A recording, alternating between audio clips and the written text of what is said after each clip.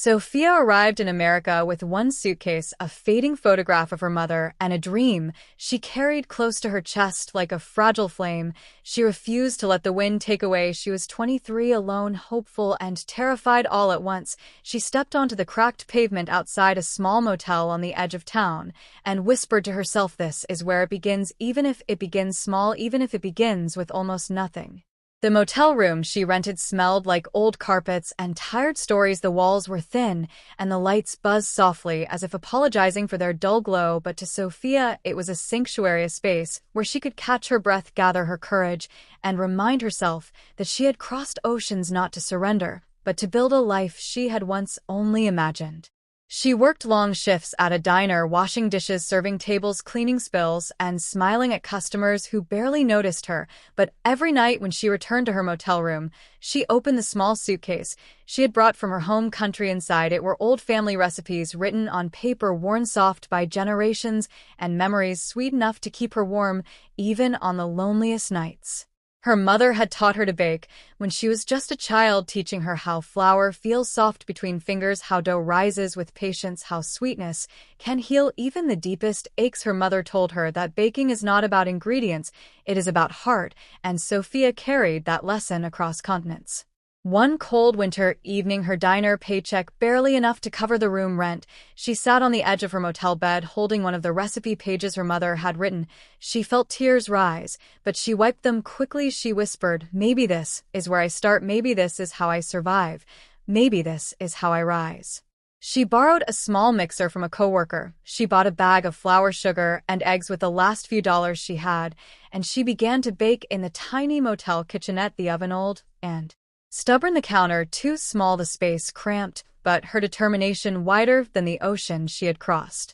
The first batch of pastries filled the room with a warmth she had not felt in months, a scent that reminded her of home, of mornings in her mother's kitchen, of laughter she missed desperately. She placed them gently in a box hand folded from leftover cardboard, and she walked to the diner early the next day, offering them to her co-workers for free. "Taste testers," she said shyly. They tasted quietly, then their eyes widened, then they reached for more, and suddenly everyone was asking her when she would bake again, and how much they could pay for a box. She felt hope fluttering inside her like a small bird learning to fly.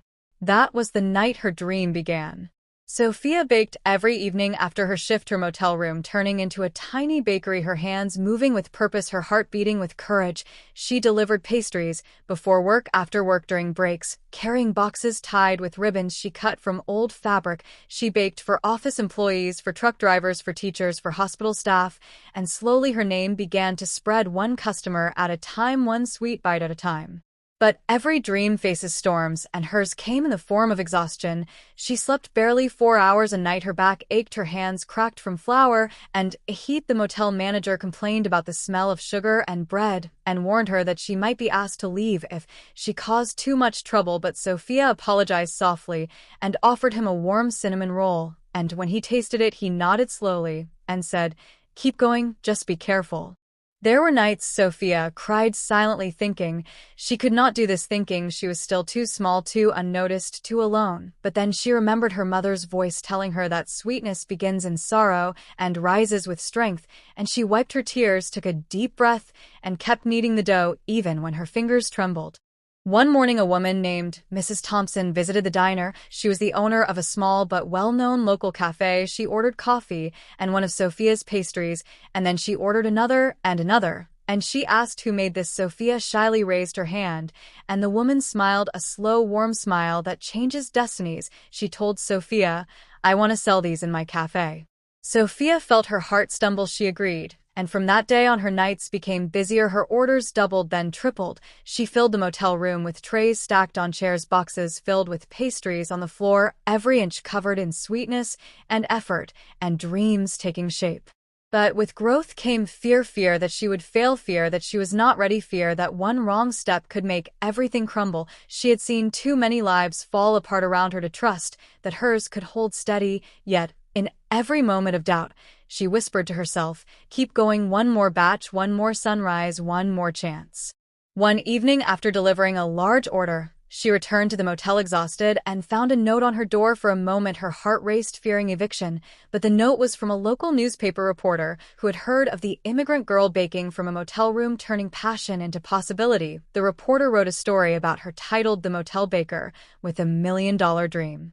The story spread quickly. People visited the cafe asking for her pastries. People called the motel trying to place orders. Strangers left encouraging messages for her online. And for the first time, Sophia felt the world noticing her, not as an immigrant, not as a motel guest, not as a dishwasher, but as a woman with a dream worth watching. A few weeks later, an investor visited her tiny motel bakery. He tasted her pastries and asked her to tell her story. She told it softly, humbly, honestly. She told him about her mother, her journey, her struggles, her hope. He listened carefully. Then he told her, "I believe in you. Let us build something bigger together."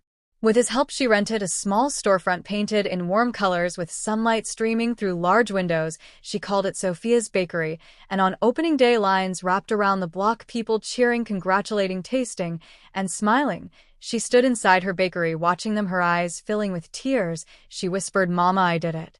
Her bakery grew faster than she ever imagined. Her pastries sold out daily. She hired a team. She expanded her menu. She donated food to shelters, remembering her own lonely nights, and she treated every customer with warmth, knowing how far kindness can carry a person who is struggling.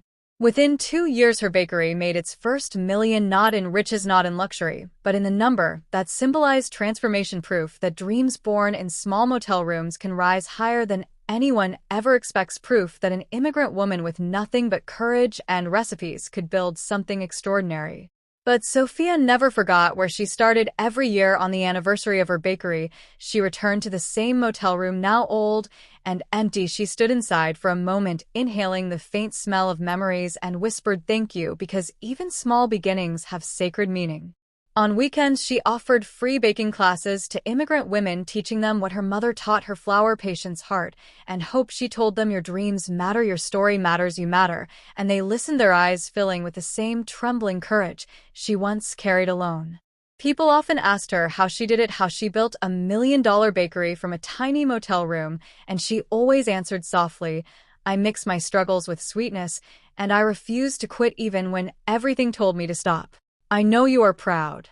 She had crossed oceans, she had faced loneliness, she had risen from nothing, and in every step she proved that dreams are not bound by borders or wealth or circumstances. They are bound only by the strength to keep going even when the world seems unfamiliar and cold.